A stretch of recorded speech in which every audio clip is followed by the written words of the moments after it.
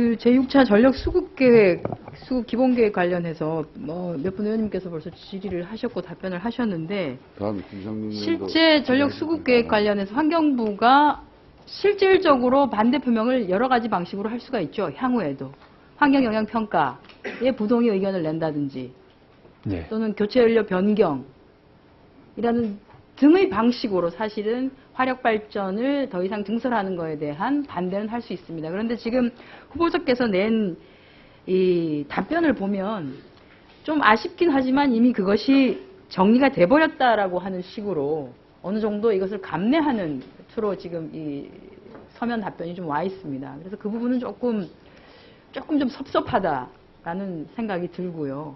좀 더 환경부의 입장에서 실질적으로 온실가스 배출량 변동에 대해서 지대한 영향을 미치는 이런 화력발전소의 증설과 관련해서 환경부 입장이 명확했으면 좋겠다는 생각이 들고요. 그리고 후보자께서 이게 시작일 수 있습니다. 환경부가 제일 처음으로 막닥뜨리는 일이기도 합니다. 후보자께서 독일 얘기를 많이 하셨기 때문에 독일이 지금 안게 아니라 발전 차익 제도를 통해서 실제로 신재생 에너지 분야 급성장을 이루고 있고요.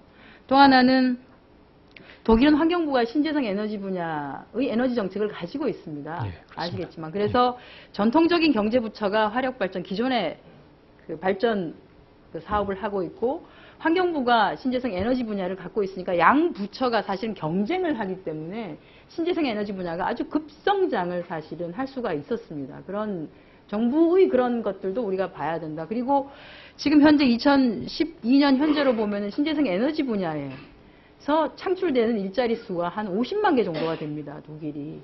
우리는 사실 그것을 다 날리고 있다. 어떻게 보면 그 부분에 대해서 제대로 다 검토가 되지 않기 때문에. 그래서 실제 지금 답변은 전기사업법의 개정을 통해서 이런 사전 협의가 잘 될 수 있게끔 했으면 좋겠다라고 하는데, 전기사업법의 개정이라고 하는 것이 결국은 지경위에 계신 어떤 환경노동위원회에서 낼 수 있습니다. 전기사업법의 개정안을 낼 수 있지만 그게 결국은 다뤄지는 것이 지경위일 텐데, 즉 다시 말해서 산업을 통과하는 그 상임위가 될 텐데, 그러면은 해당 부처가 부동의를 하고, 역시 그 계신 의원들께서 동의가 안 되면 이것은 통과되기가 난망한 내용이다. 실질적으로 이것은 국무 내에서 조정이 좀 돼야 될 필요가 있다라는 생각이 듭니다. 이런 것과 관련해서는. 그래서 뭐 독일의 예를 많이 드셨으니까 실질적으로 우리나라가 인구의 규모로 보나 향후 우리가 나아갈 방향으로 보나 중소기업이 차지하는 그 산업에서의 뭐 퍼센테이지 이런 걸 다 감안했을 때 한국이 그래도 롤 모델로 그나마 삼을 수 있는 나라는 독일 정도다라고 지금 보고 있는데요. 그렇다라고 하면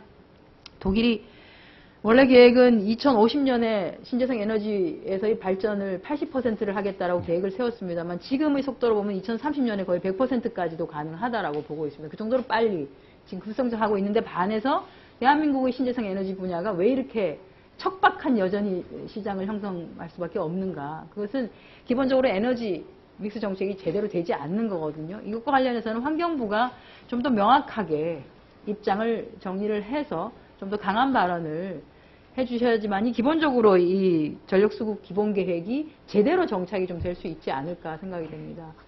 그래서 그것과 관련한 부분에서도 환경부로서의 역할을 명시적이고 확실하게 좀 해주시기를 바라겠습니다. 예, 앞으로 노력하겠습니다. 예. 네, 한정혜 의원님 수고 많으셨습니다.